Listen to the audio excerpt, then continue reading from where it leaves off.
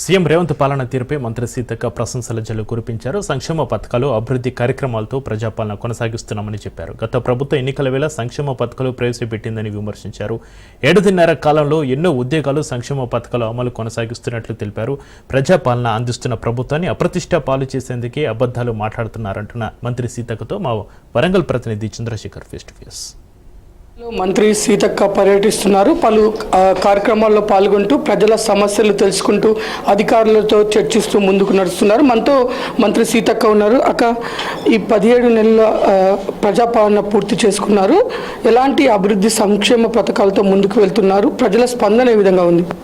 ఈరోజు చరిత్రలో లేని విధంగా పేదల సంక్షేమం కోసం కాంగ్రెస్ ప్రభుత్వం అడుగడుగున అభివృద్ధి కార్యక్రమాలను చేపట్టడం జరిగింది.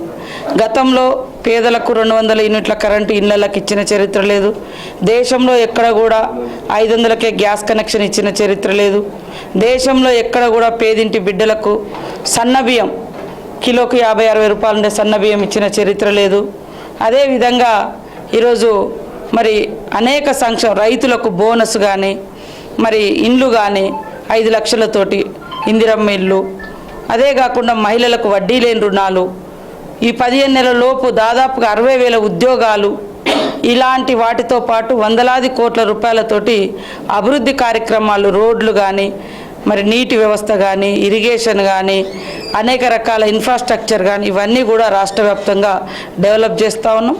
ములుగులో కూడా పెద్ద ఎత్తున నిధులను తీసుకొచ్చి రోడ్లు, బ్రిడ్జెస్, తర్వాత ఈరోజు ములుగు చరిత్రలో బస్ స్టాండ్ కూడా లేదు, బస్ డిపో కూడా లేదు.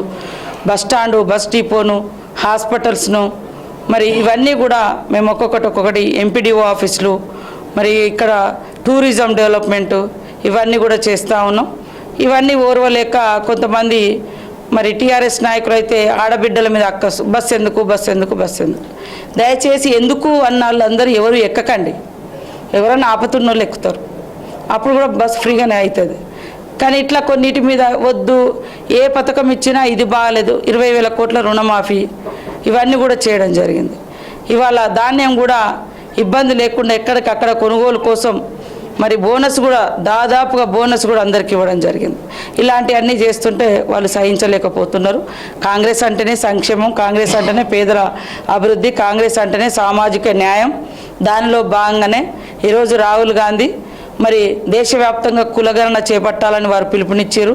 ఆ పిలుపులో భాగంగా రాష్ట్రం, ఈ దేశంలోనే మరి మన రాష్ట్రం కులగణన చేపట్టి దేశానికి ఆదర్శంగా నిలిస్తే, నిన్నటికి నిన్న కేంద్ర క్యాబినెట్ కూడా బీజేపీ ప్రభుత్వం మరి మేము కూడా కులగణన చేపడతామని వచ్చారు. 6 ఏళ్ళు అయిపోయింది జనాభా లెక్కలు చేయాలి. 2011లో జనాభా లెక్కలైంది, 2021లో చేయాలి, అది చేయలేదు. కులగణన కోసం కూడా మేము అన్నప్పుడు మహారాష్ట్ర లాంటి ప్రాంతాల్లో ఎన్నికలలో పోయి మీకు ఇట్లాంటి కులగణన చేస్తే మీరు విడిపోతారు, మనం కలిసి ఉండాలనేదే మా లక్ష్యం. కాకపోతే సోషల్ ఇంజనీర్ జరగాలనేది, సామాజిక న్యాయం జరగాలి, ఏ కులాలు ఎంతో, ఏ వర్గాలు ఎంతో, పేదలు ఎంతో, ఆ రకమైనటువంటి లెక్కలు వస్తే బడ్జెట్ కేటాయింపులు కూడా బాగా వస్తాయి, అంతరాలనే తగ్గించగలుగుతాం, విభేదాలు కూడా తగ్గిపోతాయి, అన్ని వర్గాలు అభివృద్ధి చెందుతుంటాయి. ఈరోజు కేంద్రం కూడా రాహుల్ గాంధీ గారి దారికి రాక తప్పలేదు. కాబట్టి అంతిమంగా మేము చెప్పేది, కాంగ్రెస్ పార్టీ అనేక కష్టాలు ఈ రాష్ట్రంలో ఉన్నప్పటికీ దాదాపుగా 50,000 కోట్ల రూపాయలు కాంట్రాక్టర్లే వివిధ వర్గాల బిల్లులు పెండింగ్ పెట్టిపోయారు. ఈవెన్ వాళ్ళు అంటారు మేము కరెంటు ఫ్రీగా ఇచ్చినావు, నువ్వు ఇచ్చినవయ్యా, కానీ 60,000 కోట్ల రూపాయలు ఆ కరెంటు బిల్లులే బకాయి పెట్టిపోయారు. అట్లా ఒక్క బకాయి కూడా కట్టలేదు. ఇవాళ వాళ్ళు వచ్చి మళ్ళీ రాజకీయాలు మాట్లాడుతున్నారు.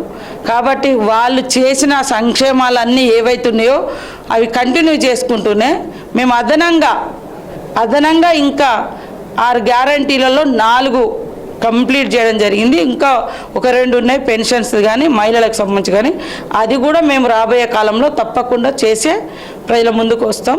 ఈరోజు కాంగ్రెస్ ద్వారా అనేక పేదలకు న్యాయం జరుగుతుంది. ఇంకొకటి ఏంది, 100 రోజుల కూలీలకు కూడా ఈరోజు బీఆర్ఎస్ గవర్నమెంట్ 100 ఎకరాలు ఉన్న వాళ్ళకే రైతు బంధు, కానీ ఈరోజు కూలీలకు రూపాయి వస్తలేదని చెప్పి కూలీ బిడ్డలకు కూడా, భూమి లేని కూలీ బిడ్డలకు కూడా సంవత్సరానికి 12,000 రూపాయలు ఇస్తున్నాం.